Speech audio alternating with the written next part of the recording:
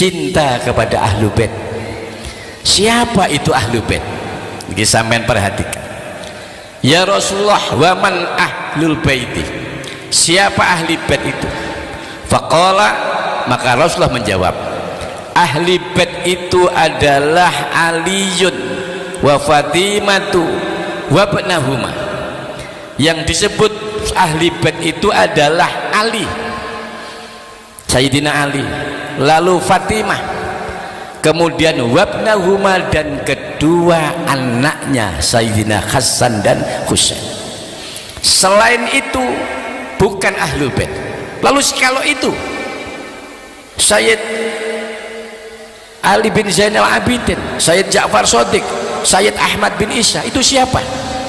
Itu adalah dzurriyyah Nabi, keturunan Nabi, bukan ahlul bait. Kalau ahlul bait ya cuma 5 itu, Nabi sendiri, kemudian Sayyidina Ali, kemudian Sayyidah Fatimah, wabnahuma, yaitu keduanya Sayyidina Hasan dan Husain. Itu yang terdapat di dalam hadis sahih, di dalam hadisnya Imam Bukhari dan Muslim. Lainnya itu bukan, itu dzurriyyah. Lalu bagaimana dengan orang-orang yang mengaku dzurriyyah Nabi seperti Habib-Habib itu? Nah, ini saya supaya sampai jelas. Kalau Habib-Habib itu adalah ya saudara kita seiman seagama, beliau ini adalah beliau itu hadir datang dari daerah Yaman, bukan dari Mekah, bukan dari Madinah, dan beliau tidak termasuk min jumlatil bait, tidak termasuk ahli bait, tidak termasuk ahli bait. Kalau beliau apakah keturunannya? Ya dibuktikan dulu, karena banyak kitab-kitab yang menjelaskan ternyata dinyatakan tidak terkonfirmasi sebagai keturunan baginda Nabi Muhammad sallallahu alaihi wasallam. Lawang Mekah bukan kok, Madinah juga bukan, Arab juga bukan. Jadi itu, kalau mereka ini tidak jauh berbeda dengan kita semua ini, maka daripada itu banyak hal-hal yang menjadi polemik akhir-akhir. Polemik itu harus diselesaikan, bukan diselesaikan dengan cara caci maki, dengan cara ya katakanlah tidak jujur. Ya diceritakan dengan baik. Banyak cara untuk menyelesaikan itu. Maka polemik yang ada, yang saya dengarkan ini adalah merupakan hal yang bagaimanapun juga harus diselesaikan. Allahumma sholli ala Muhammad. Karena kalau Anda tahu, hari ini adalah tanggal 30 September.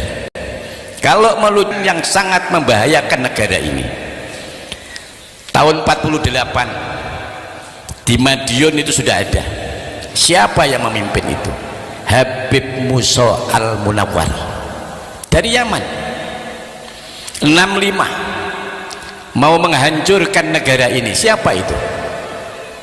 Namanya DNID. D-nya itu Dipa, N-nya itu Nusantara, Ahmad Al-Aidid. Dari mana itu? Itu juga dari Yaman. Negara ini taruhannya. Maka saya pesan kepada Anda sekalian, jangan Anda menjadi orang yang penggemar atau pecinta yang salah mencintai. Belalah negeri Anda, cintailah negara Anda. Kalau ada yang mau memporak-porandakan negara Anda, maka Anda harus bangkit untuk membela negeri ini. Anda boleh senang dengan siapa, tapi siapa saja, tapi belalah negerimu kalau negerimu ini dalam keadaan berbahaya. Ini penting sekali. Karena apa? Kita ini, saya berani bicara seperti karena memang kondisi negara ini lama-lama kok bahaya. Ahmad Al-Aidid dari mana itu? Itu juga dari Yaman. Negara ini taruhannya. Maka saya pesan kepada Anda sekalian, jangan Anda menjadi orang yang penggemar atau pecinta yang salah mencintai. Belalah negeri Anda, cintailah negara Anda. Kalau ada yang mau memporak-porandakan negara Anda, maka Anda harus bangkit untuk membela negeri ini. Anda boleh senang dengan siapa, tapi siapa saja, tapi belalah negerimu kalau negerimu ini dalam keadaan berbahaya. Ini penting sekali. Karena apa? Kita ini, saya berani bicara seperti karena memang kondisi negara ini lama-lama kok bahaya.